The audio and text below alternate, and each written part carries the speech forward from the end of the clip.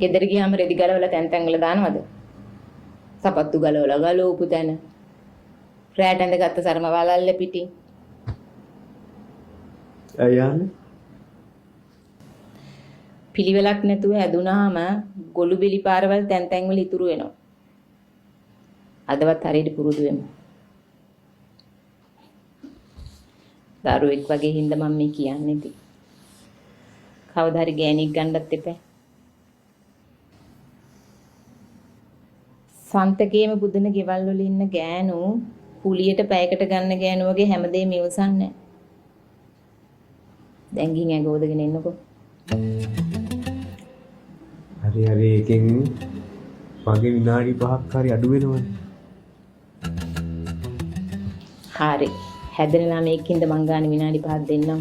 ගිහින් ඕදගෙන යන්න. මං කැමති නෑ ඔලමගේ හිත තුළ තියෙන ගඳ ඇඟෙන් එනවට.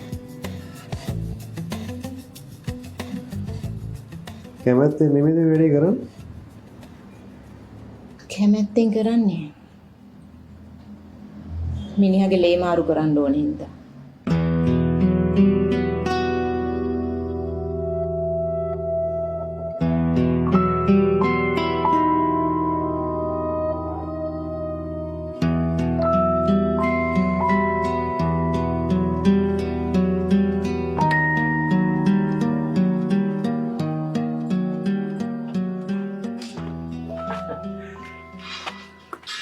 මේ ඩඩ්ලියෝ මකෝ අද බලන්න ඉතින් ගාන වැඩි ඈ.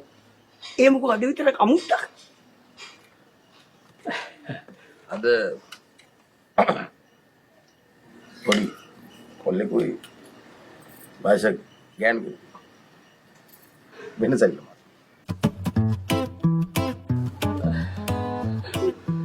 මේ ඔබට පුරුවන්නේ වයසක මිනිහෙකුයි පොඩි කෙල්ලෙකු විදාලා ෂෝ එකක් කළා අනිත් මිනිස්සුන්ට පෙන්නන්නේ.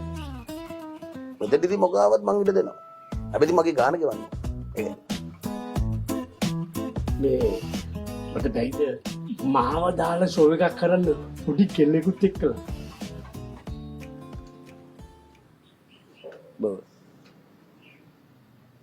බෝදාලා.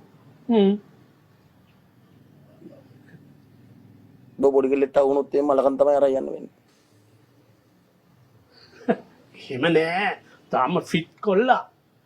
මොරුංග ගහේ පස්පංගුවම බොනවා තාම. තියෙන ගාන දිලා චිත්‍රපටි පටන් ගත්තාම බලන් ඉඳා. මෑරෙන ශරීරේ. ඔච්චර තමයි ඉතුරු වෙන්නේ.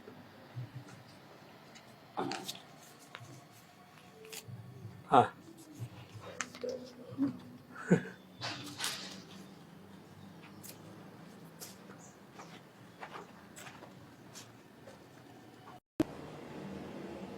මොකක්ද ප්‍රශ්නේ? නෑමුකුත් නෑ. මනසගේ ලේ මාරු කරන්න මේ ජොබ් එක කරනවා කිව්වම අවුල්දියද? අනුස්සය සනීපෙන් හිටියන මේ ජොබ් එක කරන්නේ නැද්ද? කිසුද පිට මේක මොන කරුම රස්සාවක්ද?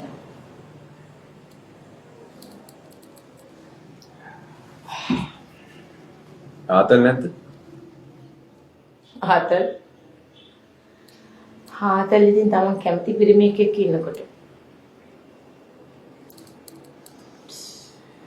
දෙකම එකයිනේ. කොහොමද එකක් වෙන්නේ? ආදරෙන් ඉබිනකොට එක විදියක්.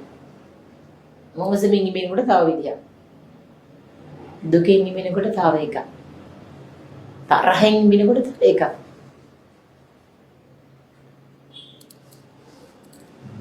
මන්නම් දෙන්නේ.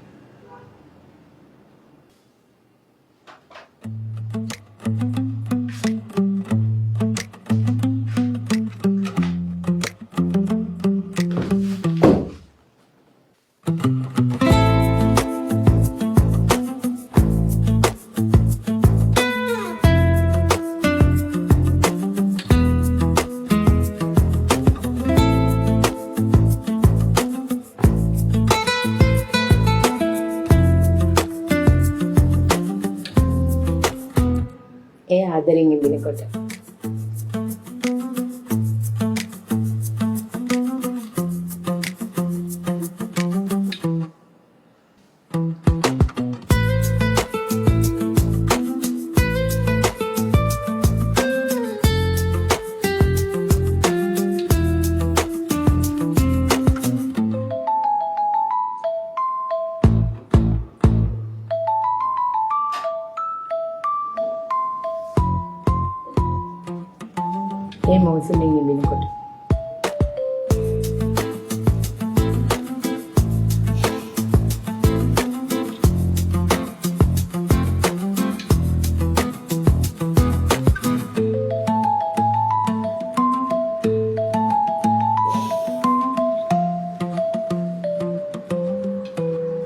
දුකෙන් ඉඳිනකොට.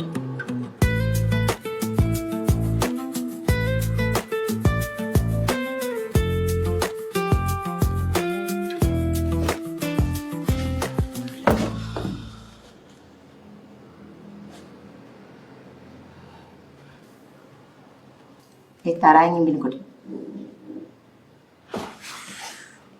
මම පිස්සු ගෑණි. කෙල්ලෙක් ඉන්නවද?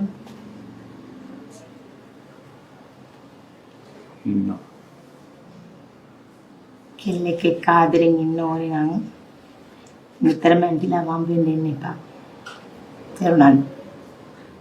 මොනවාත් පළපුරුද්දට එනවා. මම හොදන්න ඕනේද?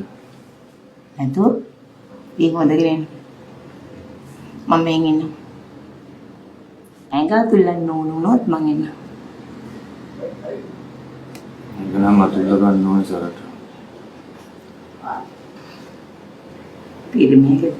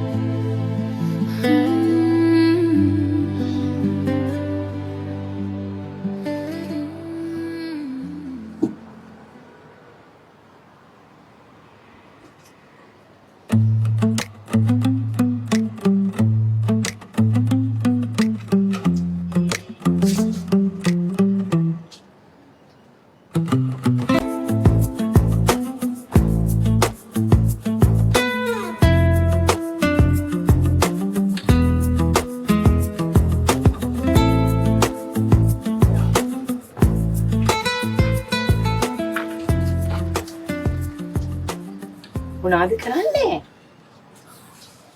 ආගෙන එන්න කියලා නේ කිව්වේ. දැක්ක කිවිසීම නෑනේ. උසල යූසින් ගන්න එපා.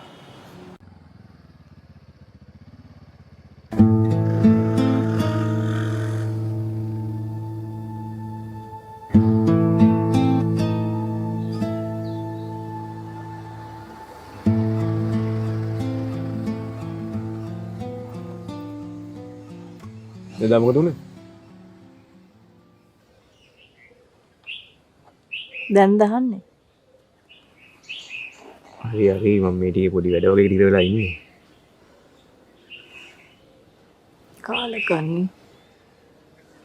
හාය නමට ඔය වගේ උන් එක්ක යන කතා කරන්න එපා. එහෙම තමයි යෝයි තමුසේ පිරිත් පැන් විකුණනවා නෙවෙයිනේ. ඇඟ විකුණාත විකුණන්න ඕන හරියට.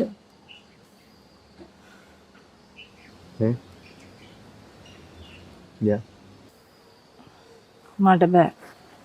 මම එනකන් ඉන්නේ. හරි පොඩි සෙල්ලමක් දාගෙන. මට බෑ ඕයි. මගේ ඇඟ කඩලා දාලා වගේ. මට ගිෆ්ට් එකක් නෙවෙයි. අත්තඩක් කරන් ඉන්න ඕයි. මට බෑ.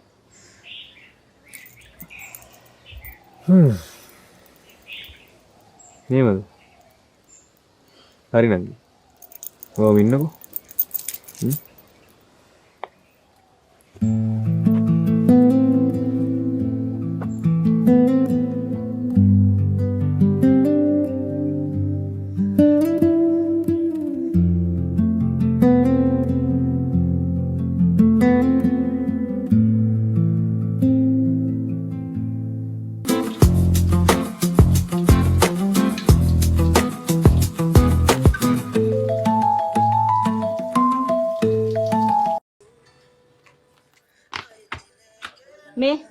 මීට පස්සේ මේ කාමරේට ඕන එකෙක් දාගනි. ගොළු බෙල් වැරෙන්න. දැන් මොකද වෙලා තියෙන්නේ? හතර වටේ ගිහිල්ලා බෙඩ් ෂීට් වලයි තුවාවලයි සේවල දිලිසෙනවා හැමතැනම. කාලකන්ණි ගොළු බෙල්. උගේ පිරිවිකම හතර වටේ ගාවගෙන ගියාම ගෑනු අපියෝ නෙව හොදන්න. හරි. නාමුට්ටන් ඉතල මගේ ක්‍රමයේ කියලා දෙන්නම්. ඉවරයි. ප්‍රෝටීන් උණතාවයට මස් මාළු කනවා වෙනුවට සෞකන්ජි පොවන එකද? හැම එකටම සෞකන්ජි හරියන්නේ. සමහරුන්ට ඔක්කාරයට එනවා. ඊට පස්සේ මෙතන බොළු බෙල්ල මදිවට කබරේ. හරි. බං. වඹුඩ පුළුවන් දේවල් නෙවෙයිනේ. අනේ මේ දඩලි. කාමරේ ඉන්න අඩුවට බව ඇත්ත. ඒත් ඉතින් මම මෙතන නිකන් ඉන්නේ නැණි කියා කර ගෙවනවනේ. ආව විදිහට පිළිවෙලට තියලා යන්න ගියාපන්. අමනුස්ස රස්සාවක් කරාට අඩුතරමේ නිදාගන්න එක හරි මිනිස්සෙක් විදිහට නිදාගන්න එපා. අනේ ගිහින් එන්නේ බං. බාද ගොඩක් අමාරුයි. කෙලින් ඉන්නත් බෑ දිගෑරෙන්නත් බෑ. දන ගහන්නත් බෑ උඩ පනින්නත් බෑ. විකුණන්නේ මස් උනාට ඉතින් ලේ මසට නහර වෙලින් හැදිලා තියෙන්නේ.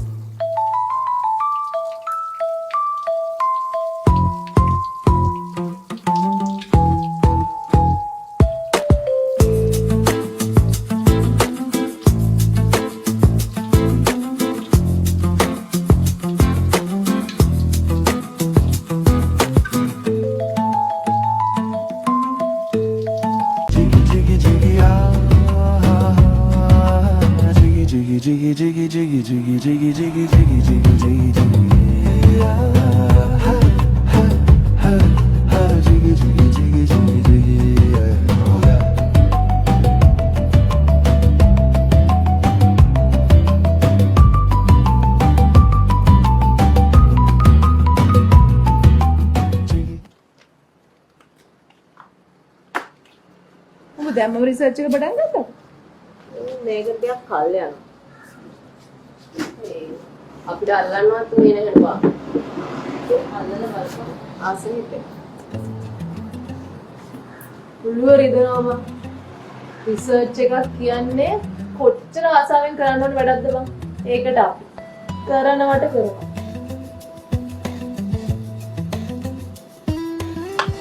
සමහර දේවල් ආසාවෙන් කරනකොටයි කරනකොටයි වෙනසක් තියෙනවා. අපි දෙයක් කරන එකෙන් යම් කිසි දෙයක් බලාපොරොත්තු වෙනවා නම් අපි ඒක කරනවට කරනවා. හැබැයි අපි කිසි දෙයක් බලාපොරොත්තු නොවි නිරාමිස තෘප්තිය වෙනුවෙන් දෙයක් කරනවා නම් ඒක වෙන මාතෘකාවක්. ඒකට ඉංග්‍රීසියෙන් කියන්නේ heavenly feeling කියලා. අනේ බං අපාය හතරමයි මයින් අපිට ඔය මේ උඹ කියන දිව්‍ය ලෝකේ සෑහෙන දුරයින